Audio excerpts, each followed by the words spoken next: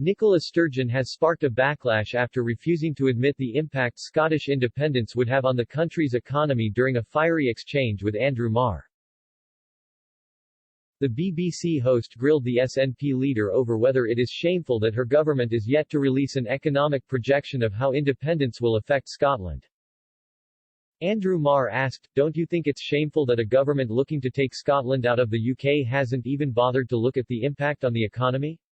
NICOLA STURGEON snapped back, "If I was asking people a week on Thursday to vote on the question whether or not Scotland should be independent, then yes, I would agree with that.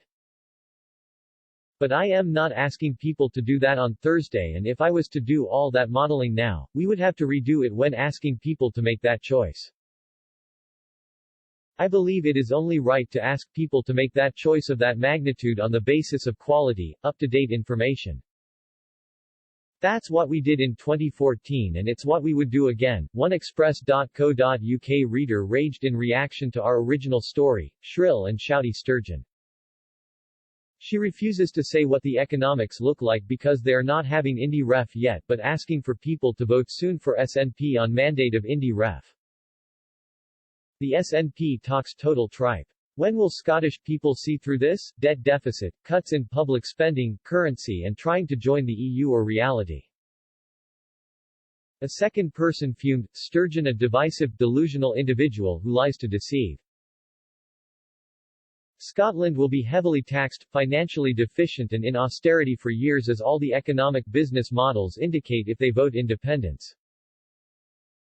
Wake up Scotland to the lies of the SNP and Sturgeon, Scotland," another reader said. Yet again, this person does not give a damn what her citizens think. Let's put it this way, Nicola, would you happily sign up to buy a new house if you didn't know how much it would cost you? The truth is, the SNP have no idea of cost as they do not keep current accounts or forecasts. Shameful treatment of your people. The First Minister has repeatedly said it would be unsustainable for Boris Johnson and his UK government to block a second Scottish independence referendum if the SNP can win a majority in the upcoming Holyrood election. Ms. Sturgeon told the Andrew Marr show the country must have the chance to put the recovery into its own hands, adding, "Scotland's future must, and will, be decided by the people of Scotland." She also said taking legal action against the UK government over the situation would be an appalling look for any Prime Minister. The First Minister has continued her calls for a second independence referendum, but Mr. Johnson has refused to transfer the relevant powers to Holyrood for another vote to be held.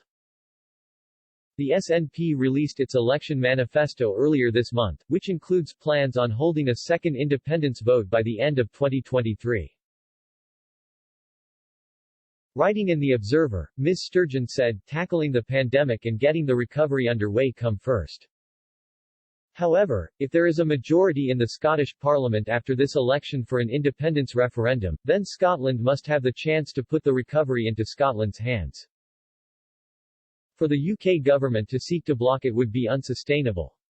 For it to try to take legal action, as has been suggested, would be asking a court to effectively overturn the result of a free and fair democratic election. That would be an appalling look for any Prime Minister. More to the point, it didn't work for Donald Trump, and it wouldn't work for Boris Johnson." But Downing Street has continued to voice its opposition over a second independence referendum. A UK government spokesman said, "Now more than ever, people in Scotland want to see the UK government and the devolved administrations working together to protect lives and livelihoods. The United Kingdom is the most successful political and economic union the world has ever seen, and this pandemic and our collective response, from the furlough scheme to vaccine procurement and the backing of our military personnel, has shown that we are at our strongest when we work together towards a common goal. The push for a divisive referendum is simply irresponsible. It is a distraction, when we need to focus on continuing to tackle the pandemic and rebuilding our economy."